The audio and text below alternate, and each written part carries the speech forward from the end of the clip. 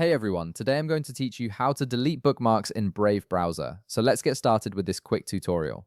First, open your Brave browser on your computer. Once it's loaded up, look towards the top right corner of the screen where you'll find the menu icon. It typically appears as three horizontal lines. Click on this icon and from the options that appear, hover your mouse over bookmarks and lists. This will expand a submenu with additional bookmark-related options. From that submenu, click on Open Bookmark Manager. This will take you to a dedicated page where all your saved bookmarks are organized and displayed in one place, making it easy to manage them. Now that you're in the Bookmark Manager, take a moment to navigate through your saved bookmarks and locate the one you want to remove. You'll see all your bookmarks listed either in folders or as individual entries depending on how you've organized them. Once you've found the bookmark you want to delete, look right beside it. You'll notice a three dotted lines icon next to each bookmark entry. This is the options menu for that specific bookmark. Go ahead and click on those three dots to reveal a drop-down menu with various actions you can take. From the drop-down menu that appears, you'll see several options for managing that bookmark. Click on Delete. This action will immediately remove the bookmark from your Brave browser.